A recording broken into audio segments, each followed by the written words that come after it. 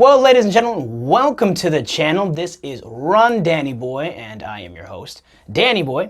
And here at the channel, what you can expect is I'll be reviewing shoes and also going over other concepts and other techniques and things to be aware that are all about the run. Okay, so there is a companion website. It's rundannyboy.com.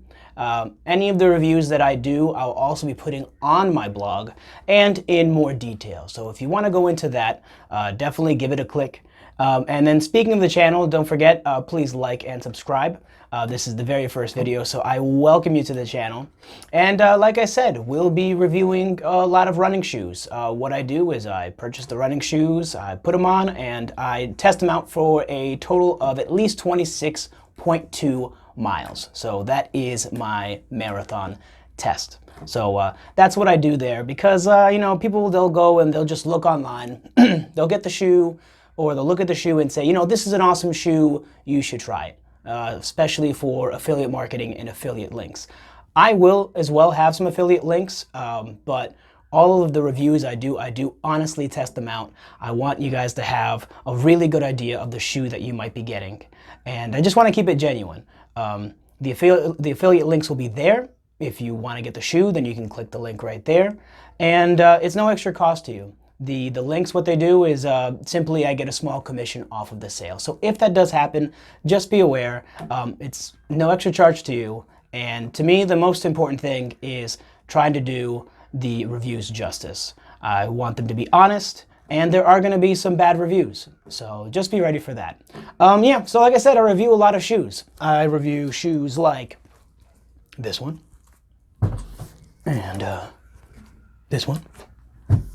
Who could forget this one right here? Yeah, and this one, and right there. Yeah. So a lot of shoe reviews. One of those I'm probably not reviewing. I'll let you figure that one out. But what we are reviewing right here is this one, the Asics Gel Nimbus 21. This is the 21st iteration of the shoe. They really like remaking this son of a gun. So what you need to know about this shoe, first off, in terms of its heel stack height and its forefoot stack height. For men's, it has a 31 millimeter heel stack height. That is the distance from here to basically where the foot will rest. And then has a forefoot stack height of 21, so from about here up to there. Okay, so that's 31 and 21, which means that the offset is 10 millimeters.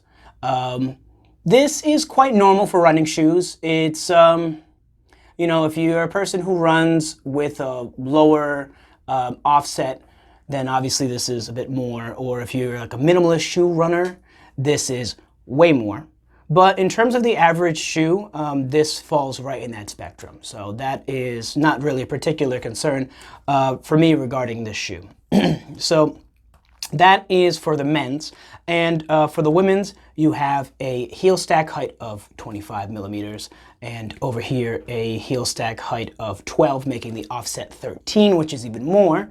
In terms of weight, this shoe for men in a size 9 is 10.9 ounces. And also for women, it is 9 ounces flat. So my initial impressions of the shoe. The shoe is quite comfortable. It's quite cushiony, but at the same time, it is responsive. It does strike a pretty good balance. I really do like the balance that it has. I would say between, if I had to say if it's more cushioning or more responsive, it's definitely more on the cushioning side. However, I haven't tried any of the previous iterations, but from what I've noticed with the reviews, this shoe compared to the older ones isn't as comfortable as cushioning.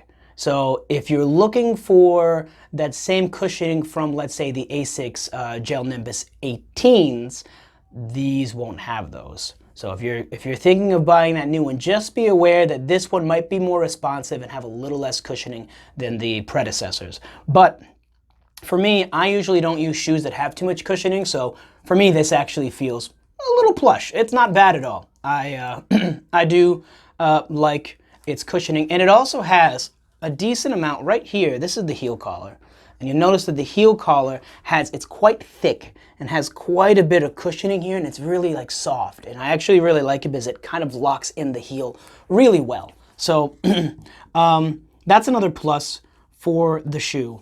In terms of its flexibility, it's okay. I would say it's pretty normal in terms of flexibility. Nothing insane here. Underneath has a lot of rubber contact, and rubber is a little bit heavier, but in terms of its traction, in terms of its durability, these will probably last quite a long time. I've only tested them out for about 27, 26 miles.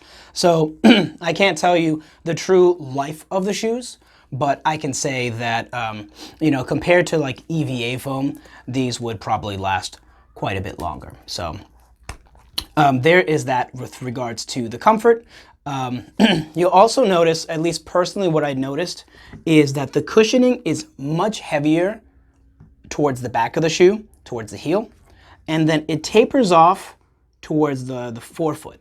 So if you strike with your heel, you're gonna feel a lot of the cushioning. You're gonna get so much of it, it's gonna feel pretty good. But if you're a person who strikes with the ball of the foot like I do, you're not gonna feel that much of it. It's not really going to be as present. This area seems to have what they promote as the flight foam. So you'll definitely feel, if you try to play around with your stride a little bit, if you ever test this out, you test the shoe out, and you'll notice that there is a difference within the cushioning towards the back to the front. So that's something I'd like you to be aware of. The laces, I personally like flat laces. These round ones, they tend to untie themselves a bit, but that's just a personal preference. Going into my actual runs with the shoe, I had an issue with the shoe, and maybe it's just me, maybe it was just this batch of shoes, I'm not particularly sure. But I had this shoe remove my sock. The heel collar kind of worked against the sock. Maybe the sock was a little old, maybe because they were ankle socks, but it would slowly pull down the sock to the point that the sock would then wrap around my heel, and then the sock would be here.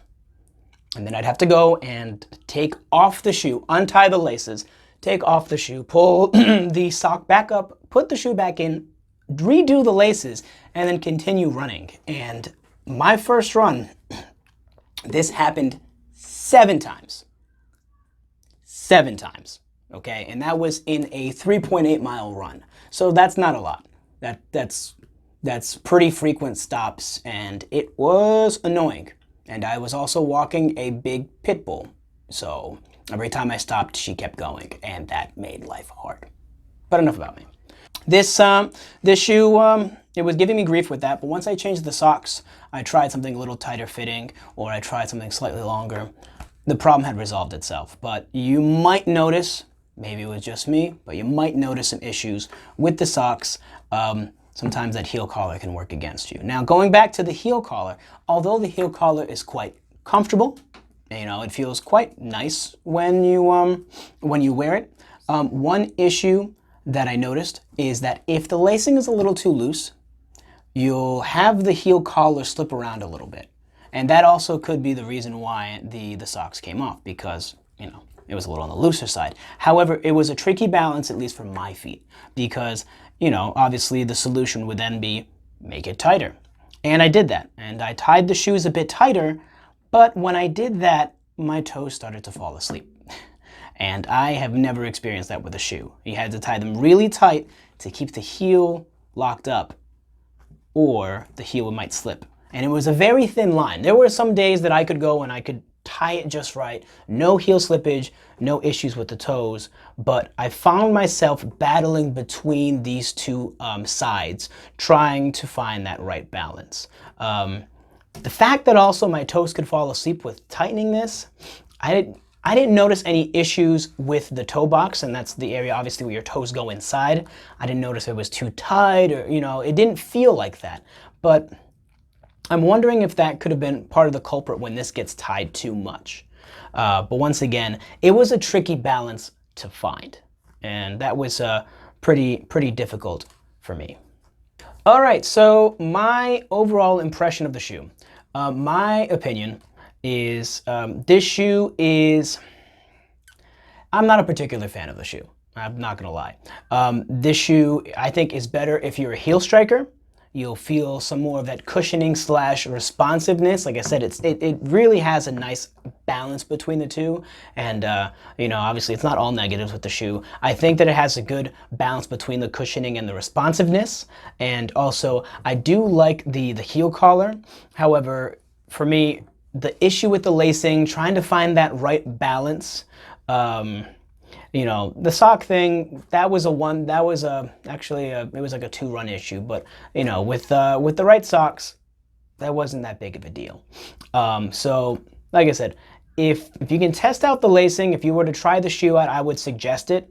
And then also try a heel strike and a forefoot strike, depending on your strike. For me, I wouldn't personally get it, but like I said, if you do primarily land on your heels when you run, this shoe actually is not a bad one, but I would recommend trying it before you buy. So that's it with the Asics Gel Nimbus 21s. Well, ladies and gentlemen, that is it for this video. Once again, my name is Danny Boy. Okay, and if you would like to go and follow me on Twitter, it is RunDannyBoy1, the number. And yeah, make sure you like and subscribe to this video. I really appreciate it. Help the channel out. And last but not least, what I always like to finish my videos off is enjoy your run. Take care, guys. All right, guys, we got some extra bonus material for you right here. Don't do it. Don't do it. This is Archie. Archie is difficult, okay? And he likes to poop doing a handstand. He likes to pee on his front legs. Don't do it. Dog has horrendous breath. Yep, I'm gonna brush my teeth now. Thank you for that, Archie. Sometimes he sneezes and it sounds like he honks like a goose. That's his sneeze. But he's a cuddle bug. He jumps really, really high. And as much as he pains me, he's adorable. And yeah, so there you go, Archie. You don't like, oh, no, you don't like it? All right, well, say goodbye to the people. All right, say goodbye to YouTube. Bye, YouTube. All right, get out of here.